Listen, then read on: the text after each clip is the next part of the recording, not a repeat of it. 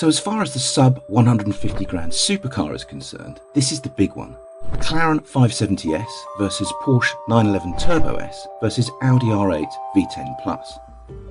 The Porsche is the most expensive at 145,773, the Audi the cheapest at 134,500. The Audi and Porsche are both four-wheel drive, while the McLaren makes do with brake steer and rear-wheel drive. But the McLaren is also the lightest by far, and it comes as standard with super sticky P0 Corsa tyres. Whereas the 911 and R8 both use more conventional high-performance rubber. The Audi has the most power with 602 bhp, but also the least torque, mainly because its V10 motor lacks the twin turbochargers of the other two. Which is quickest then around our track at Landau? Well, before we get cracking, have a guess. Two of them broke the road car lap record here, while the other wasn't just as quick as we thought it might be.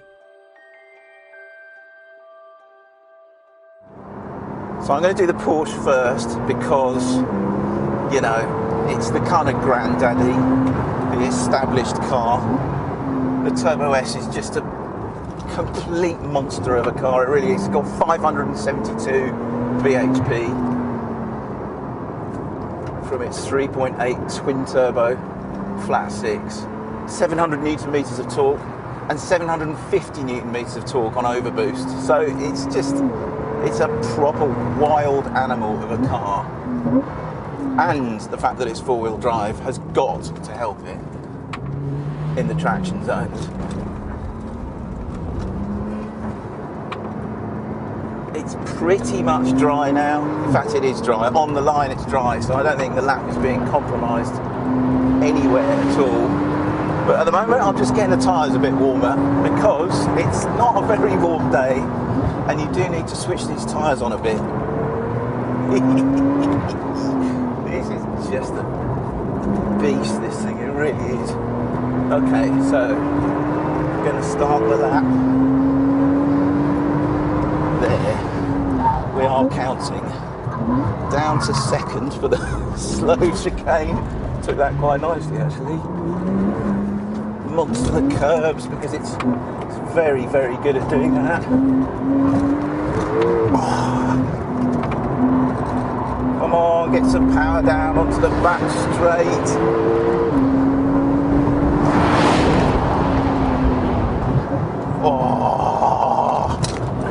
Oh, it's good in under brakes into that last, out of that chicane. This is the corner that matters though. This is the one that matters. That's good. Bit of oversteer. Whoa. That's a fast time. So the Porsche's time of 42.95 seconds sets a new lap record for road cars at Landau. Can the more powerful mid-engine Audi go even quicker then? Right, so I'm going to do the Audi next. The R8 Plus.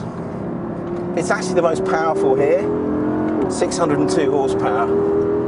It's a fraction lighter than the Porsche as well, by about 50 kilograms, which makes a difference.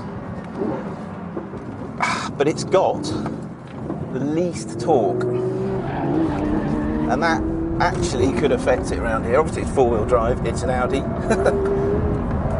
but it's mid-engine, so it should be really nicely balanced around here, and it does feel so, even though when I'm just warming up the tyres back here. I don't think it's just as explosive as the Porsche down the straight. In fact, it definitely isn't. And that's about the torque. It's got lovely brakes though. Not quite sure about the steering, but not that fussed about steering feel when we're doing this. Alright, let's try one. Let's try a lap.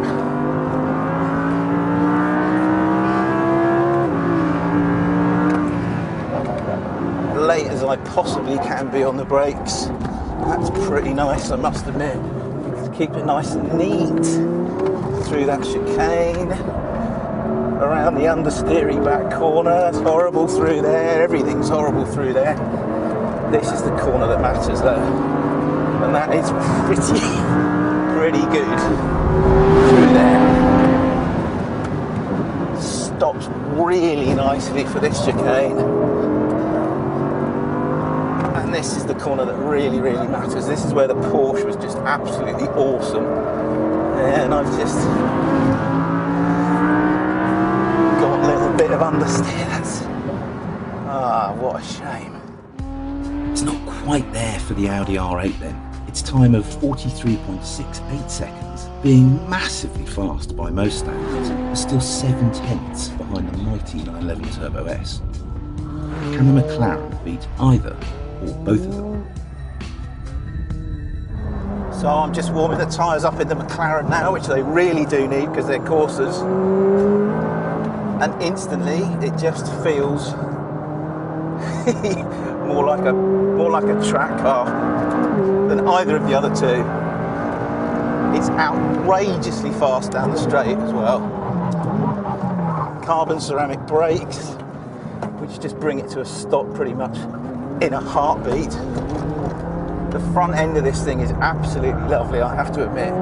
You can feel the absence of weight just helping you all the way around the lap. 8,000 revs, 8.2, sorry. Into the chicane, the tyres are definitely warm now.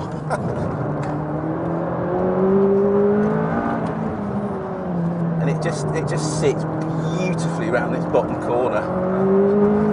With a little bit of slip. I've got it in dynamic mode, and our lap starts now. Yeah, I've got it in dynamic mode because that's what the boys from McLaren reckon works best. Nice and neat through the chicane, as with the other two. And then this corner, which is just, oh, it's lovely through there, it really is.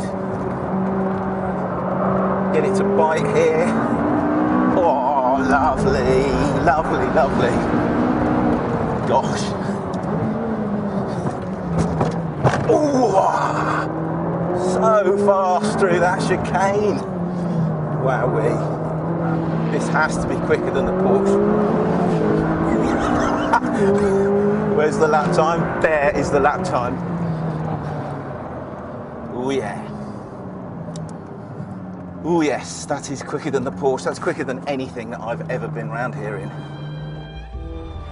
The McLaren's time of 42.71 seconds is genuinely outrageous, beating both the German cars and setting another new lap record in the process. True, the 570's coarser tyres are a critical factor to its nutcase lap time, but that's how it comes straight off the peg, and so that's how we tested it. And remember, the 570S is the bargain of the McLaren range. Some bargain, some car. Click on the two video windows to watch either a first drive of the McLaren 570S or a road comparison between the Ferrari 488 GTB and Porsche's 911 Turbo S. Click on the play icon to watch our latest video or on our logo to subscribe.